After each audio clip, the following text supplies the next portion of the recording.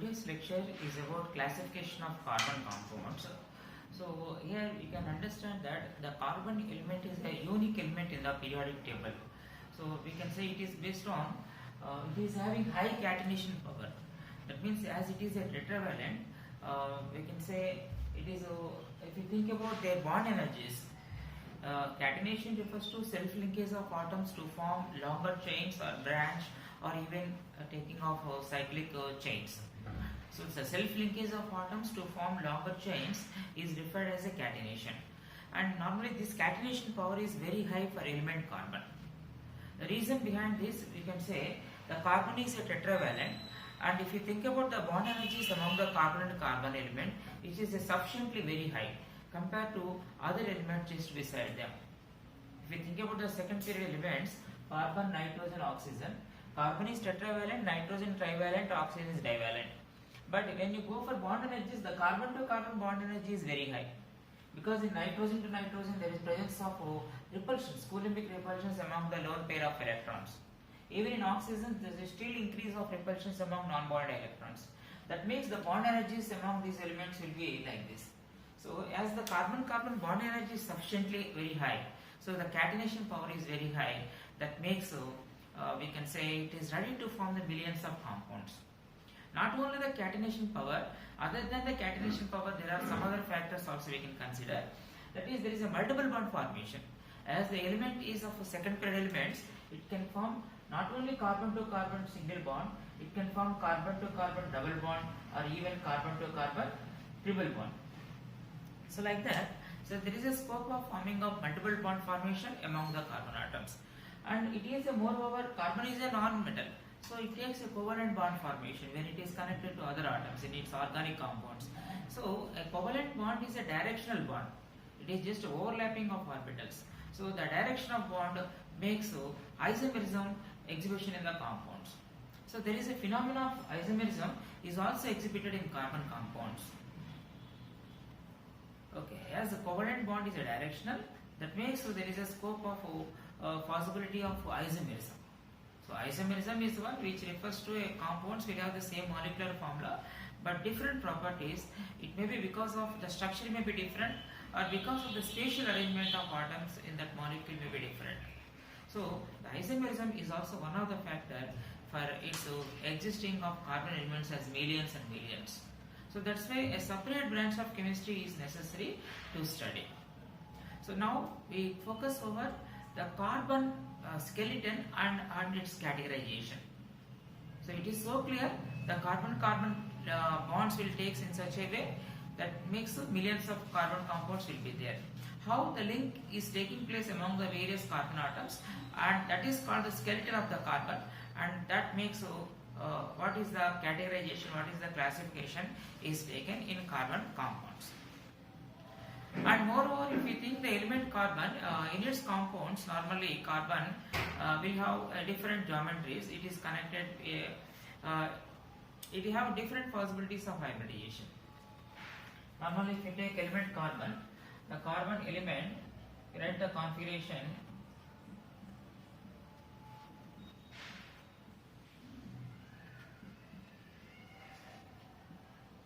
So this is the configuration of element carbon. So this is the arrangement of electrons in element carbon atom. I can say this is excited state configuration, which is normally involves whenever bonding taken by that carbon atom. So here the possibility of hybridizations in this, here there is a scope of sp hybridization.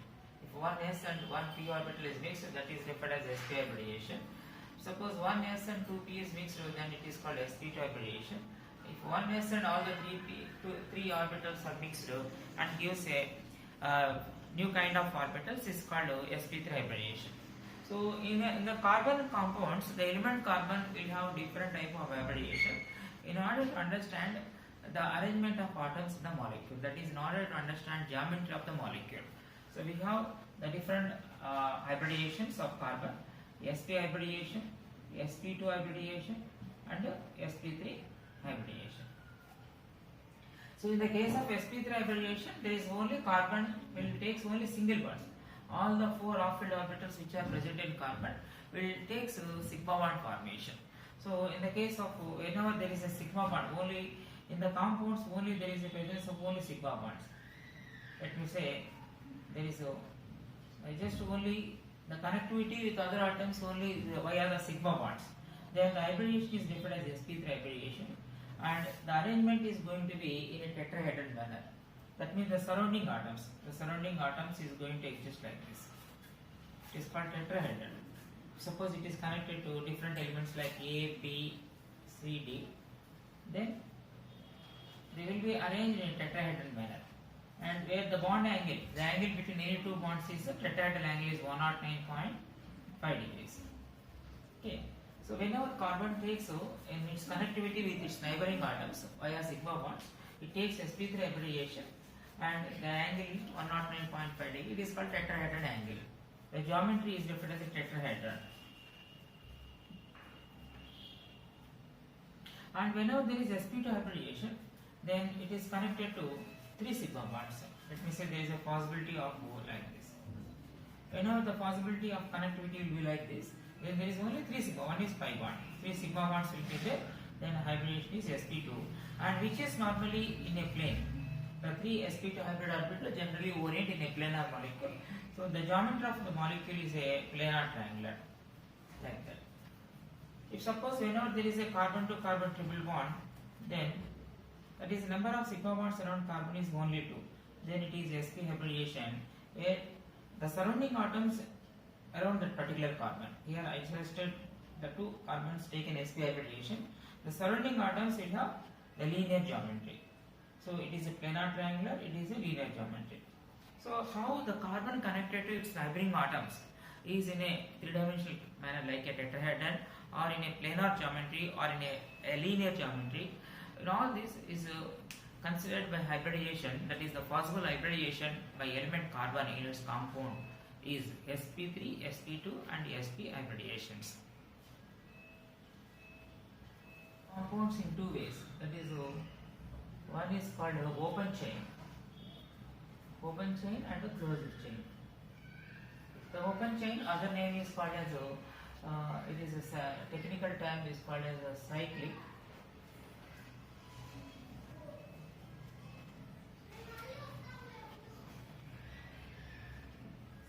This is called as acyclic.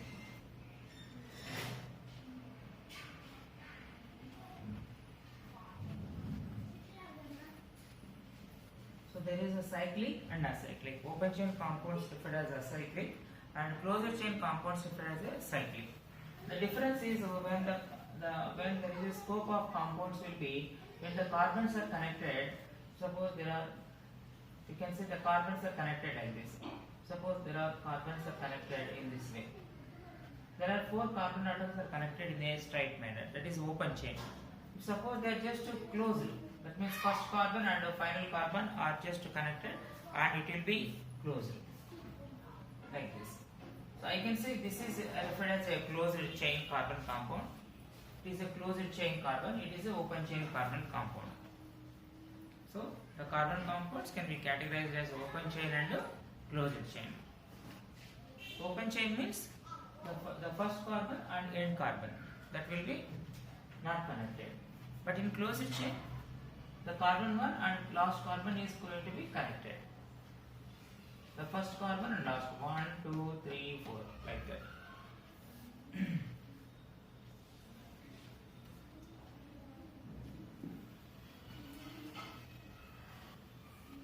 So in open chain compounds we have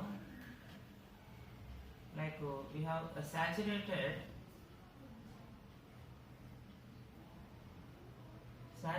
compounds and unsaturated compounds. The carbon compounds once again categorized as a saturated and unsaturated. That means in the compounds there is only carbon to carbon single bond will be present.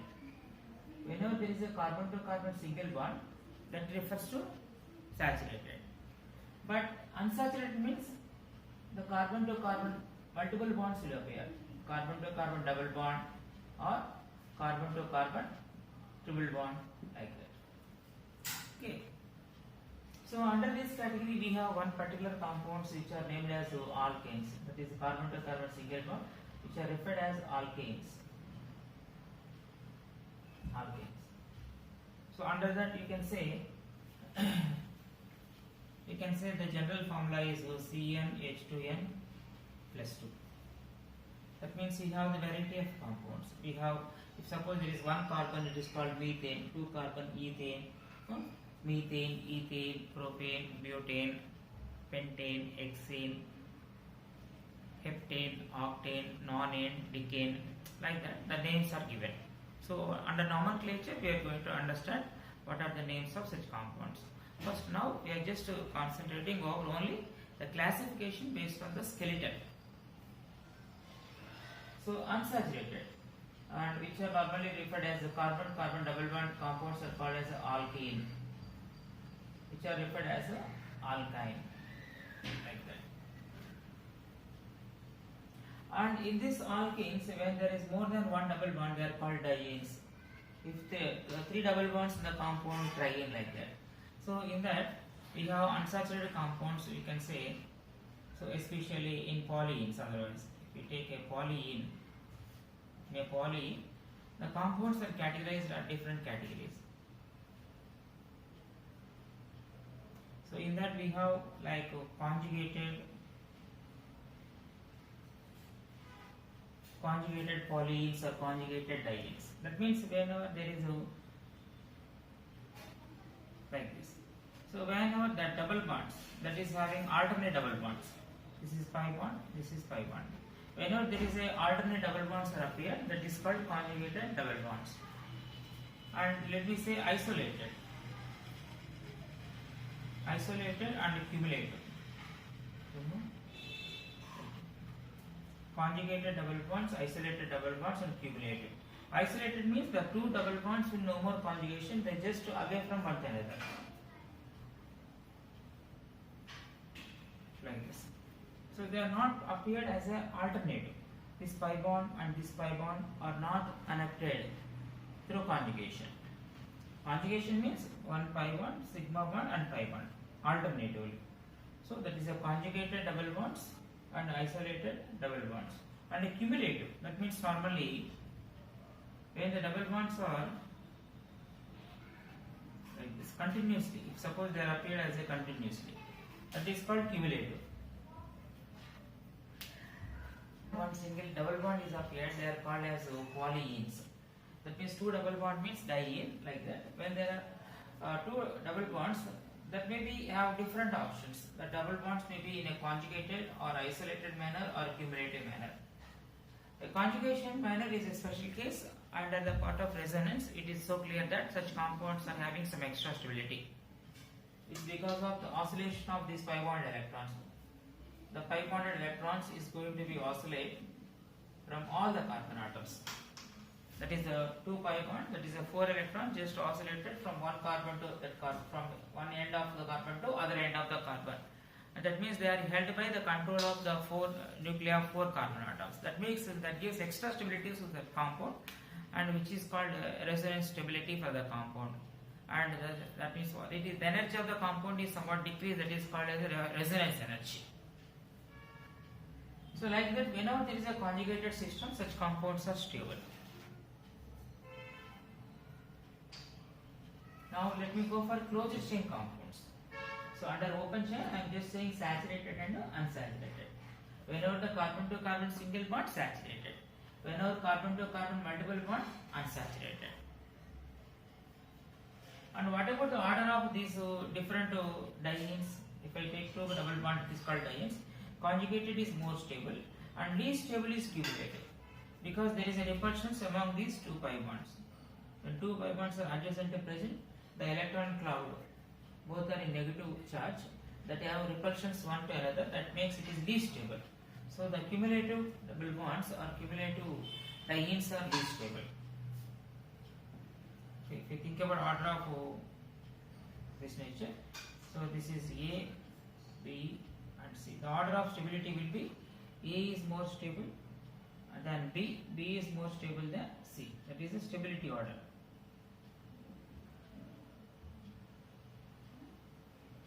So stability order of dienes, you can say like that.